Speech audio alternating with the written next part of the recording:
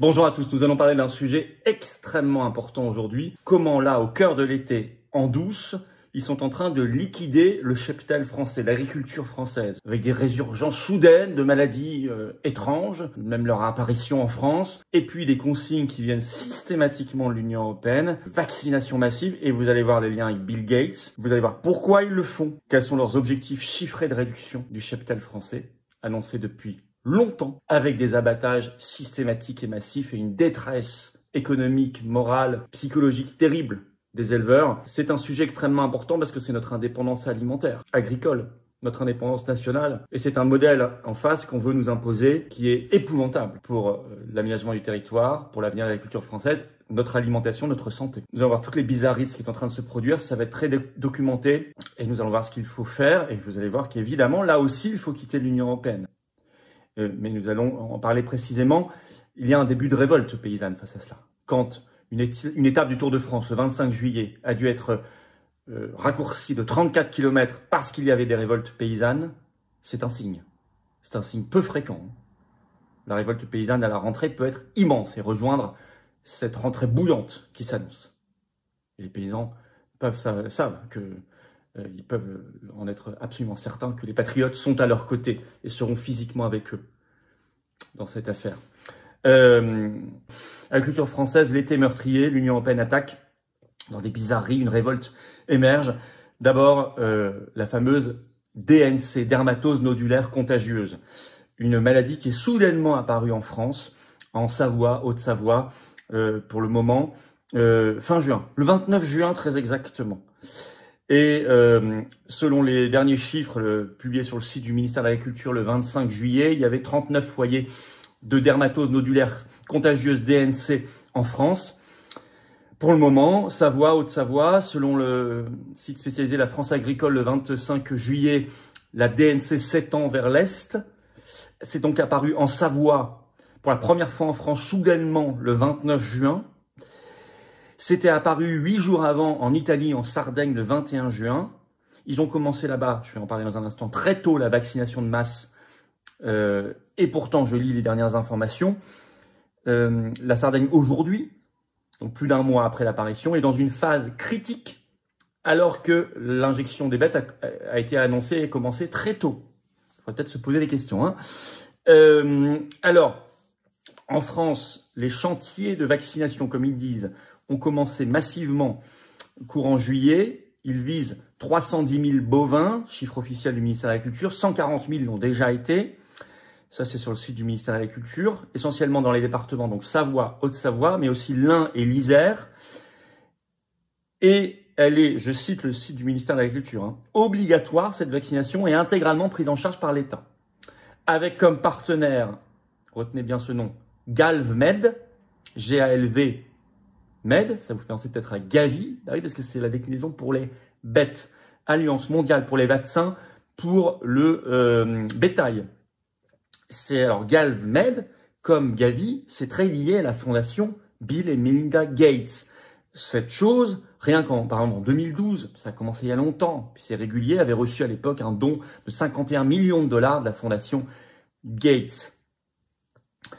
Et vous allez voir que, alors, je cite le site du ministère de l'Agriculture, hein, l'État a commandé des doses de vaccins auprès de la banque de vaccins de la Commission européenne. Et vous allez voir le niveau de confiance du ministère dans ses propres vaccins. Je vais vous lire ce qui est écrit officiellement sur leur site. Un animal vacciné est protégé à partir de 21 jours après l'injection d'une dose de vaccin. Donc normalement, pour la Sardaigne, on devrait y être. Pourtant, on est en phase critique. Hein. Je cite, « Il est possible qu'un bovin soit en incubation au moment de sa vaccination. » Fameux asymptomatique. Dans ce cas, le bovin sera malade de DNC car la protection vaccinale n'est pas immédiate. Il est également possible, écrit le ministère, hein, qu'un bovin récemment vacciné soit infecté par un insecte piqueur. Peu de temps après la vaccination, le bovin sera malade car la protection vaccinale n'est pas immédiate. Dans ces deux cas, il est donc possible d'observer des bovins malades de DNC dans des troupeaux récemment vaccinés. Ils se protègent en disant ça. Hein. Cela ne signifie pas que le vaccin est inefficace, ni que le vaccin est responsable de la maladie. La confirmation de la maladie est alors gérée comme un foyer, c'est-à-dire avec dépeuplement total des bovins du foyer.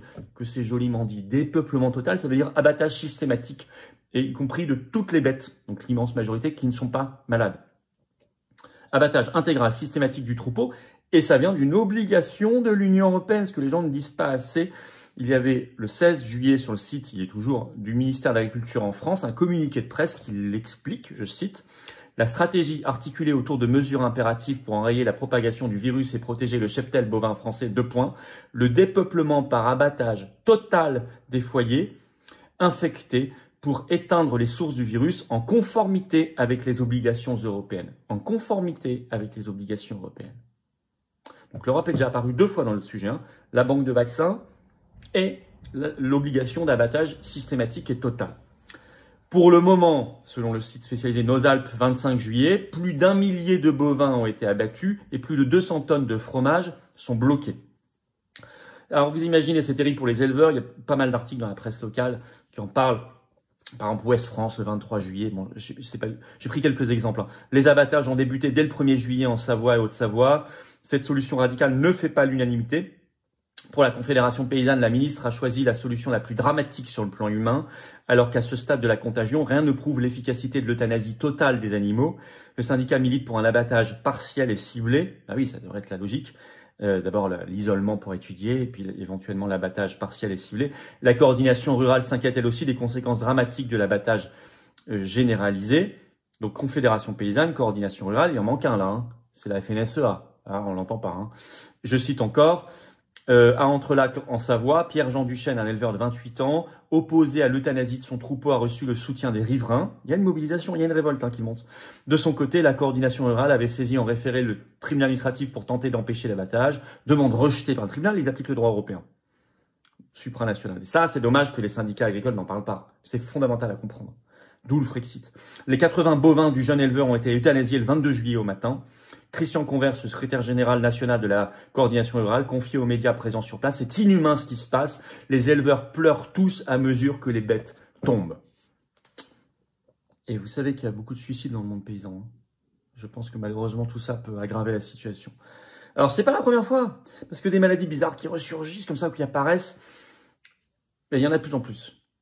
2024, beaucoup de tuberculose bovine dans le sud-ouest, également en Normandie. Ce qui fait que même en Dordogne, en juin 2025, il y a eu création d'une zone VAD, VAD, vache à défendre. Bon. Et en fait, depuis 2013, réapparition en force, avec abattage maintenant systématique.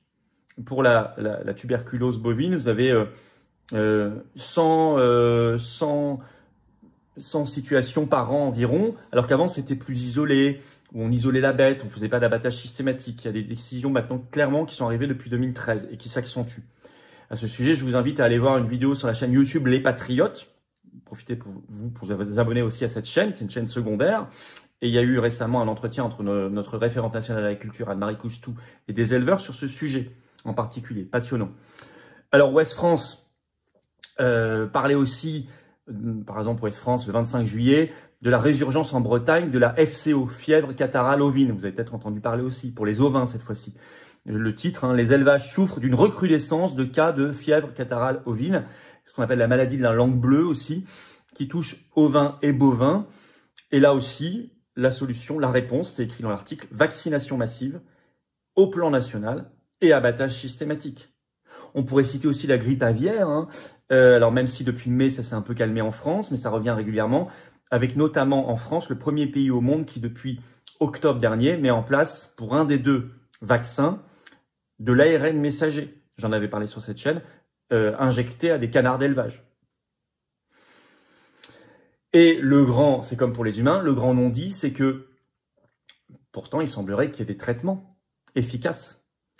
Dès 2023, vous avez un article dans la revue spécialisée The Pharma Innovation Journal, qui parle du rôle de supposé de l'ivermectine et d'antibiotiques, un traitement de 14 jours. Bon, bah, c'est repris par pas mal de biologistes sur X qui essaient de faire savoir cette méthode et tout, mais ça passe pas le mur de la censure. Mais ça nous rappelle le Covid. Hein. Alors, derrière tout cela, l'Union européenne, très massivement. D'abord, la France, contrairement à ce qu'elle dit, a fixé des objectifs chiffrés pour répondre aux objectifs européens 2050, objectifs du climat, de réduction massive de son cheptel. Alors qu'à côté de ça, on va passer des accords de libre-échange pour aller importer des milliers de tonnes de bêtes d'Amérique du Sud. Je vais y revenir. Alors, oui, il faut aller dans un article du Huffington Post, qui est toujours en ligne, qui date du 25 février 2024. Je vais vous le citer. Un rapport de la Cour des comptes de mai dernier, donc c'était mai 2023 à l'époque, appelait l'État à définir et rendre publique une stratégie de réduction du cheptel bovin pour respecter ses engagements climatiques, qui sont européens. Je cite, « La stratégie nationale bas carbone établie par le gouvernement indique justement qu'une baisse de 25% du cheptel bovin laitier et de 33% du cheptel bovin autre que laitier permettrait de décarboner le secteur agricole d'ici 2050. » Donc il y a des objectifs chiffrés, 25 et 33%. Un quart et un tiers. Avant d'être chassé du pouvoir comme Premier ministre aux Pays-Bas, Mark Rutte, qui est aujourd'hui à la tête de l'OTAN, grand mondialiste, européiste, avait engagé une réduction massive de, pareil, un quart du cheptel néerlandais. Ça va entraîner une énorme révolte agricole là-bas, avec soutien de toute la population. Parce que, à côté de cela, je vous le disais, il y a des enjeux de fric. L'Union européenne est sur le point de finaliser l'accord de libre-échange géant Union européenne-Mercosur.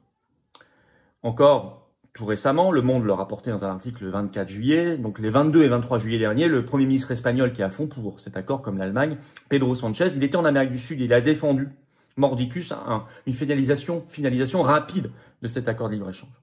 Et je rappelle que c'est l'Union européenne qui a la compétence du commerce, c'est pas nous. En tout cas, tant qu'on est dans l'Union européenne. Mais maintenant, ils veulent viser aussi, alors dans cet accord Mercosur, par exemple, il y a l'importation en plus de 99 000 tonnes de bœuf.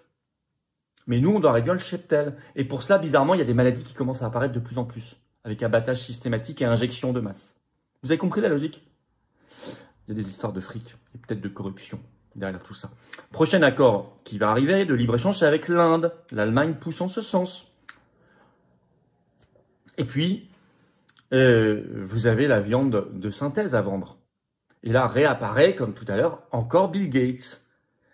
Mais Bill Gates, il a investi dans les laboratoires de viande de synthèse. Et donc, pour vendre la viande de synthèse, il ne faut pas qu'il y ait de viande naturelle. Et par exemple, il y a toujours un article qui traîne, qui date du 3 février 2018 dans Les Échos. Le titre, Bill Gates investit dans la vache de demain. Je cite, « L'objectif est d'aider les animaux à survivre grâce aux vaccins et à la génétique. » Donc maintenant, les animaux, pour survivre, parce que la nature manifestement est très mal faite, ont besoin de vaccins de Bill Gates et de la génétique des laboratoires de Bill Gates. C'est écrit dans l'article des Échos.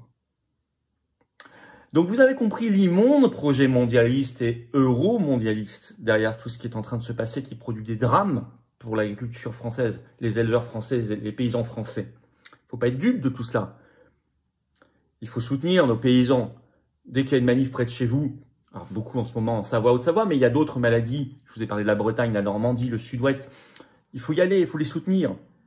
Et quand ça va prendre l'ampleur nationale à la rentrée, il faut être là. Il faudra être là. Il faut sortir, bien sûr, de la logique euro-mondialiste. Ce qu'il faut défendre, c'est les circuits courts. C'est la qualité près de chez nous. Ce n'est pas les grands accords de libre-échange, ce n'est pas la viande de synthèse, ce n'est pas non plus les larves et les insectes. Mais vous avez vu que la filière est en train de s'effondrer en France parce qu'il n'y a pas de demande. Eh bien, tant mieux. Également imposée par les directives et règlements de l'Union européenne. Et là, vous déjouerez le piège mondialiste et le piège européiste qui est le même. C'est là que vous le déjouerez. Il y a le début d'une révolte. Ce qui s'est passé autour de France n'est pas anodin. Il y a une prise de conscience. Et elle doit nous mener à terme, à la fin, c'est le chemin logique, à la sortie de l'Union européenne, le Frexit. Reprendre en main notre commerce et notre agriculture et notre alimentation et notre santé, notre art de vivre. Celui de la France éternelle, celui de l'avenir. La proximité, c'est la modernité, c'est l'avenir. Le Frexit, c'est l'avenir.